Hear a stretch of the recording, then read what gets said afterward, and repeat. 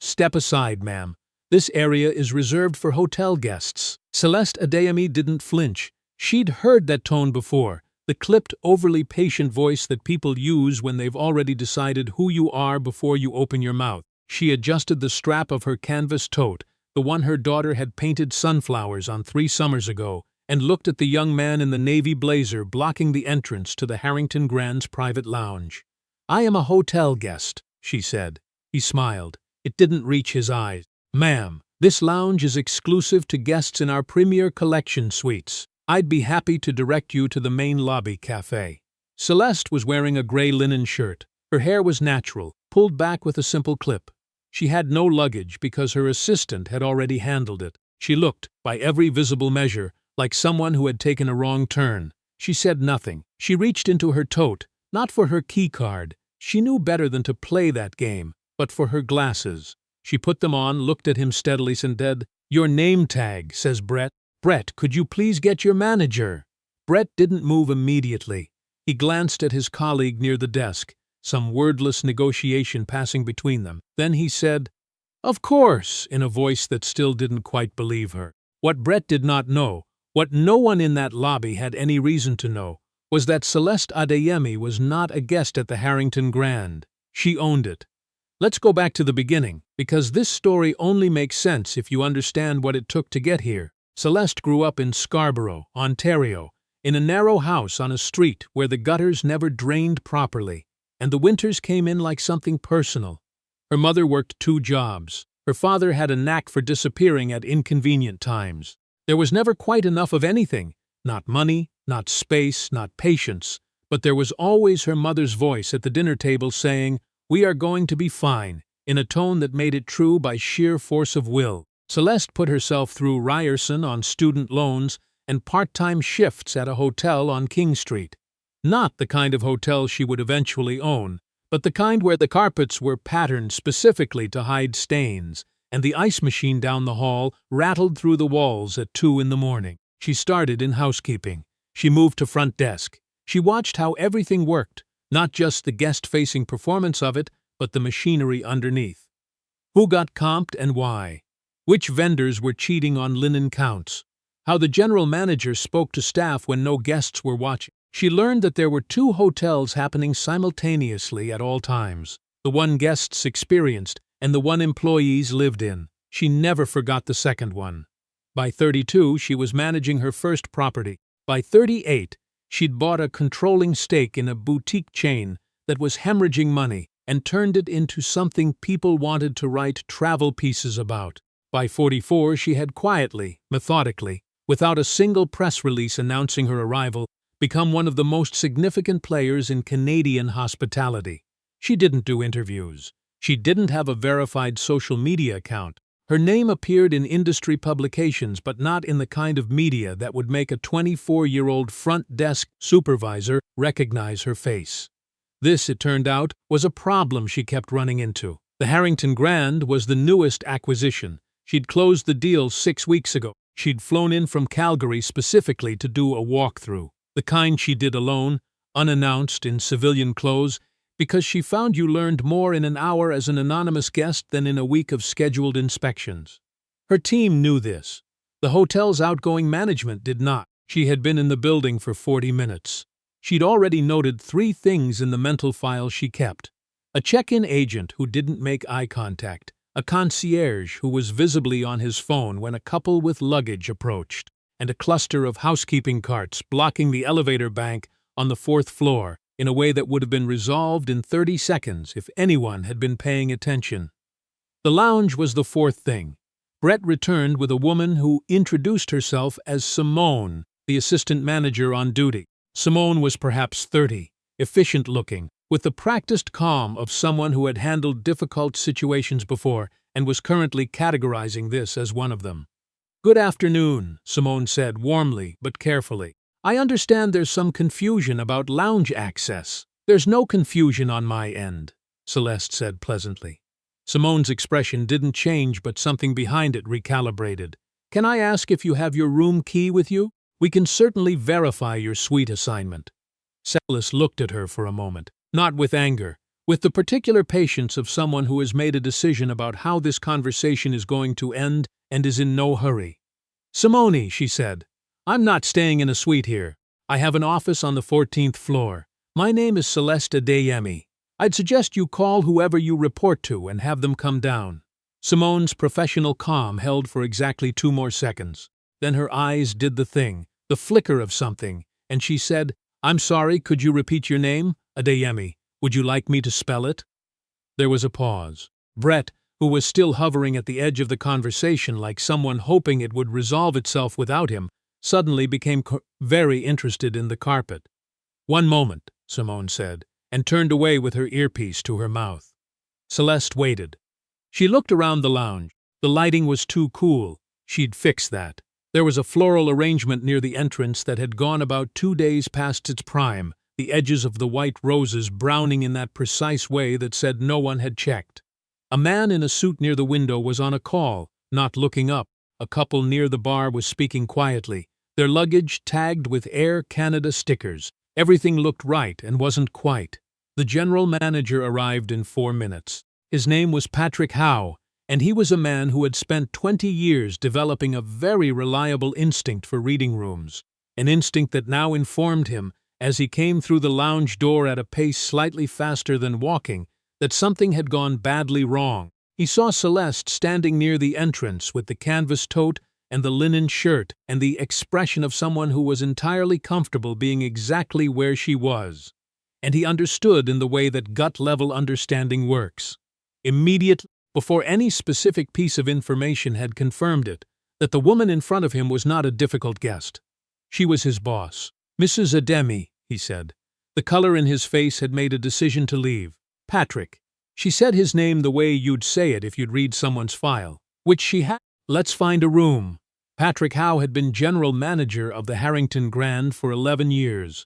Under previous ownership, he'd been given wide latitude, generous budgets, and very little accountability. His performance reviews were internal. His metrics looked fine on paper because he was the one who decided which numbers to put on the paper. The hotel was profitable, technically, but it was the kind of profitable that comes from trimming things that don't show up immediately. Maintenance cycles, training hours, staff ratios on slower shifts. You could run a hotel like that for years before it started to show. It showed in the cart blocking the elevator bank. It showed in the concierge on his phone. It showed in the roses nobody had checked. And it showed in a lobby where a staff member felt comfortable stopping a well-dressed black woman at the entrance to a private lounge and sending her toward the café without a second thought.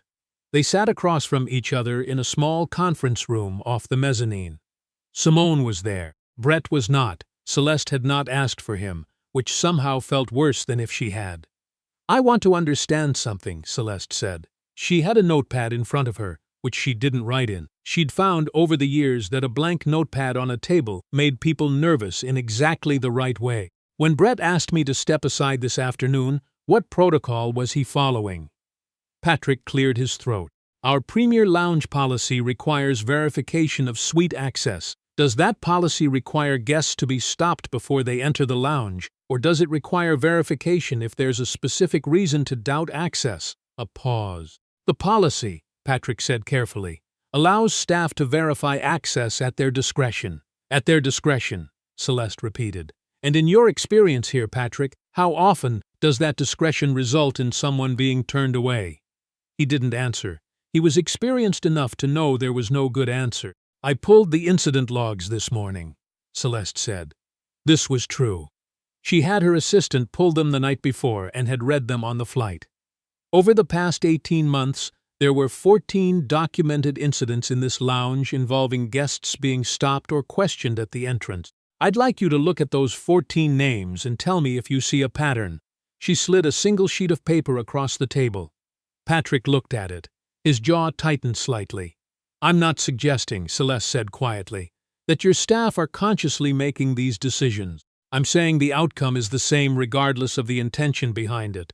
And when I own a hotel, when this is my property, Patrick, the outcome is what I'm responsible for." The room was very still. Simone, to her credit, did not look at the floor. She looked at the sheet of paper and then at Celeste, and there was something in her expression that wasn't quite shame but was adjacent to it, the particular discomfort of someone who has participated in a system without ever quite examining it. "I should have looked more carefully," Simone said. It came out quiet, not rehearsed. Celeste looked at her. "Yes," she said, "but you also shouldn't have been put in a position where your training gave you no better tools than your assumptions. That's a management failure, not just a personal one." She let that land. Then she said, "Here's what's going to happen. I'm not closing the lounge. I'm not releasing a statement. I'm not making an example of anyone for the cameras. What I am doing is restructuring how this property operates, starting with training, staffing ratios, and oversight, and I'll be doing it myself, on site, over the next 3 weeks." Patrick opened his mouth. "If you'd like to be part of that process," Celeste said, "I'm open to it, but I need to be honest with you. The metrics I care about are not the ones you've been reporting to the previous ownership. We're going to rebuild some things here. Whether you're the person who does that work with me is a conversation we can have separately." She closed the notepad she hadn't written in. "I'd like a full staff meeting tomorrow morning, 8 o'clock before the breakfast service. Every department head, every supervisor on shift." She stood. "Also," she said, as if it had just occurred to her, though it hadn't, "the flowers in the lounge entrance need to be changed today. The roses are past. Whoever is responsible for that rotation should know it reflects on every single impression a guest forms in the first 30 seconds of walking in." She picked up her canvas tote and walked to the door. "It's the first thing people see," she said. "It tells them whether anyone is paying attention." Then she left. The staff meeting the next morning was standing room only, which was not typical for an 8 o'clock gathering before the breakfast rush. Word travels fast in a hotel, faster than management usually realizes, because the people who carry information aren't the ones in the meeting rooms. They're the ones changing the sheets and restocking the minibars and moving through the building's hidden infrastructure, invisible to guests, audible to each other. By 7:45, every person on shift had heard some version of what had happened in the lounge the day before. The versions varied. Some were accurate. Some had been embellished in ways that reflected the storyteller's own experience of the building, their frustrations, their fears, their private tallies of the moments they'd been made to feel small by someone with a badge, or a blazer, or a better title. The version that mattered was the one Celeste told herself, standing at the front of the room. She didn't lead with what had happened to her. She led with the hotel, its history, its bones, the things she'd seen in 40 minutes on the floor that told her what was working and what wasn't. She talked about the cart on the 4th floor. She talked about the concierge. She talked about the roses, which had been replaced that morning, quietly, by a housekeeper named Delia who had noticed them weeks ago and mentioned it twice to her supervisor without getting a response. "Delia," Celeste said, and found her in the room. "The flowers looked beautiful this morning." Delia looked startled. Then carefully, like she wasn't quite sure this was allowed, she smiled. "I want to talk about what happened yesterday," Celeste said, and the room tightened. "Not to assign blame, not to perform accountability for an audience. I want to talk about it because it's the most honest version of what's happening in this building, and honest is the only thing I know how to be." She talked for 12 minutes. She talked about the lounge and the 14 names on the sheet, and what it meant when a system allowed bias to operate under the cover of discretion. She talked about her own experience, not as a victim looking for acknowledgement, but as an owner who had been an employee who knew exactly what it felt like to be assessed before you'd said a word. "I was a housekeeper," she said, "in a hotel not much different from this one, and I know what it's like to be the person in this room who has the least power and the most information. So when I tell you that I want to hear from you about what's working, what isn't, what you've told your supervisors that never went anywhere, I mean it. My door isn't open as a metaphor. It's actually open." There was silence, not uncomfortable silence, the other kind. Then someone near the back, a man in his late 40s, housekeeping uniform, the kind of face that had learned not to expect much from these kinds of meetings, raised his hand. "The elevator banks on 3 and 6, he said. "The carts block them every morning because there's nowhere to stage. We've been asking for a service alcove for 2 years. Celeste wrote that down, actually wrote it down. "Next," she said. 3 weeks later, the Harrington Grand looked the same from the outside. The lobby still gleamed. The doormen still wore the same charcoal uniforms. Guests checking in were still greeted by the same marble desk and the same carefully curated scent piped through the ventilation, cedar and something faintly citrus, which Celeste had actually approved and kept because some things were working fine. But inside the machinery, things were different. The service alcoves on 3 and 6 were approved and scheduled. The incident log policy had been revised with input from frontline staff rather than just management. A new training module was being built, not a checkbox exercise, but an actual program developed with an external consultant who specialized in bias in hospitality, a woman Celeste had worked with before and trusted. Patrick Howe was still general manager, technically, but he was in a different kind of conversation now, one where the numbers on the paper had to match the numbers in the building. He was finding this adjustment difficult. Celeste was finding this unsurprising. Brett had requested a transfer to a sister property. Celeste had approved it without comment. She'd also asked HR to review the lounge's full staffing pattern for the past year. Simone had done something that Celeste noted but didn't mention out loud. On her own time, without being asked, she'd gone back through 6 months of guest incident reports and flagged 17 additional interactions she thought deserved a second look. She'd put them in a folder and left it on Celeste's desk with a post-it note that said, "I should have seen these sooner. I'm sorry. S.H." Celeste had read every one. On the last day of her 3-week stay, Celeste did the same walk she'd done on the first day. Canvas tote, linen shirt, different color, sage this time, glasses. No one stopped her. The lounge was different. Not dramatically, the bones were the same, the furniture hadn't changed. But the flowers were fresh, white and pale yellow this time, the arrangement sitting in good light near the window where someone had thought to move it. The lighting temperature had been adjusted 2 degrees warmer, a small thing. The kind of thing most guests would not consciously notice. They would feel it, though. That was the point. She sat down at a corner table and ordered coffee. The server who brought it, young, maybe 22, a name tag that said Fatou, set it down carefully and said, "Just this?" Celeste said, "Thank you." Fatou nodded and started to leave.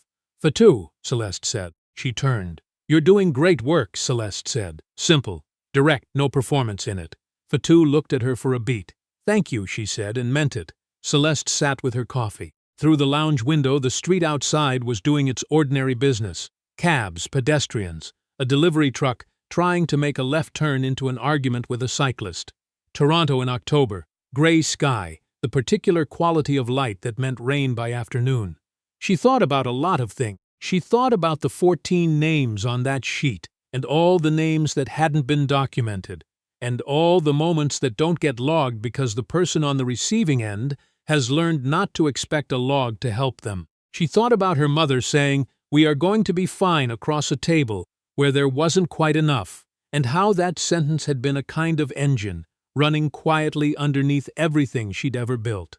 She thought about Simone's post-it note. "I should have seen these sooner. Here's the thing about power, the real kind, not the kind that comes from a badge or a blazer or the right to stand between someone and a door. The real kind is quiet. It doesn't need to announce itself. It shows up in linen shirts and canvas totes and the complete absence of urgency because it has nothing to prove and nowhere to be. It waits, it watches, it takes notes in a blank notepad, and when it finally moves, it doesn't move to destroy, it moves to rebuild, because anyone can burn something down. That's easy. That's the version people cheer for, and Celeste understood the appeal. She'd felt that pull herself, the hot satisfaction of a perfect reversal, justice delivered cleanly and publicly like a verdict read aloud. But she'd learned, over 20-some years of building things, that the harder move, the one that actually changed something, was to stay in the room afterward, to sit with the mess of it, to ask the man with the housekeeping cart what he'd been asking for 2 years, to leave a door actually open, to make sure the flowers were fresh. That was the job.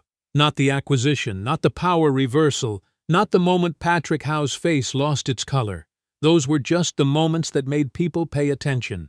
The real work started after. If this story made you feel something, if you've ever walked into a room and been told, in some way or another, that you didn't belong, drop a comment below. Tell us what happened. Tell us what you wish had happened differently. Because Celeste's story isn't rare. It happens in lobbies and boardrooms and hospital waiting areas and 100 other places where someone with a little bit of authority makes a decision about who deserves to be there before they've said a single word. And if it's happened to you, we want to hear it. If you're new here, this is Velvet Honor. We tell the stories that don't get told loudly enough. Subscribe so you don't miss what's coming next, because the story dropping next week, it starts in a courtroom and it ends with a verdict nobody in that building saw coming. Hit like if you stayed until the end, and share this one, because somebody in your circle needs to hear it today.